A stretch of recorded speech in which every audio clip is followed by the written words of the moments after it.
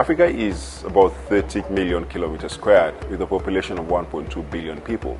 70% of those people are young people below the age of 35. There are not enough jobs to go around for such a big young population.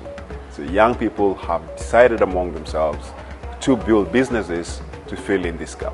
So I'm the co-founder of PayLater. PayLater is a digital financial services app operating in Nigeria and Ghana.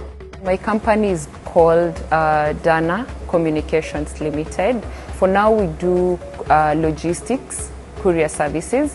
I ended up on the eFounders program. A friend of mine actually forwarded me the material and said, why don't you apply? Because you meet at the Alibaba team, you just come to China. So I applied. Alibaba is committed to African entrepreneurs because we believe Africa is the future.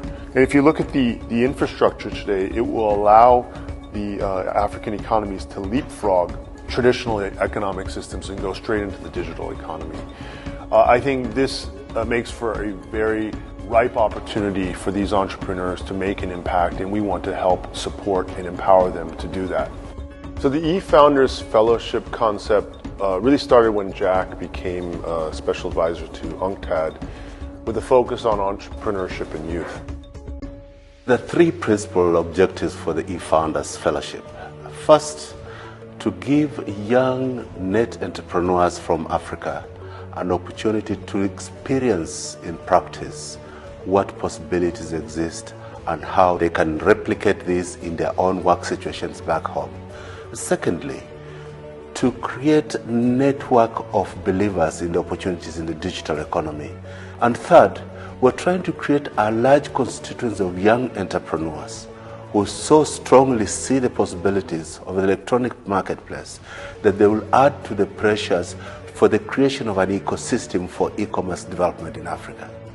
Every time we have a new class coming, we get surprised and inspired in different ways. Just the passion that they have, the energy, it kind of reminds you of the old days at Alibaba when we were on an adventure and we believed that anything was possible, and the level of creativity is just unparalleled. So I was here last year for eFounders 1, and I'm here now for eFounders 3. Playing the role of advisor. Having listened to some of the same speakers twice, I'll tell you that can't get enough of it. The speakers are amazing. They have been with the company for a long time. They do not just tell the glossy, beautiful stories, they tell the hard stories as well. The field trips are amazing. Being able to see the logistics centers, being able to see the Taobao villages, being able to see HEMA and digital supermarkets and digital restaurant, the program is perfect. This kind of technology they use, which saves time for people, it can be replicated in Africa because we don't have this in supermarkets.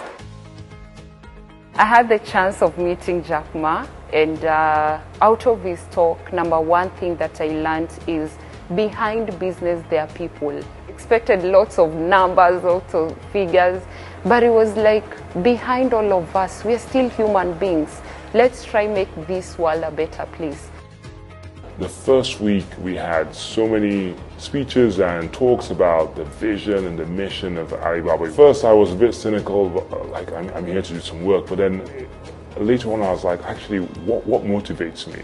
I should communicate what motivates me to my team, and that might motivate them as well.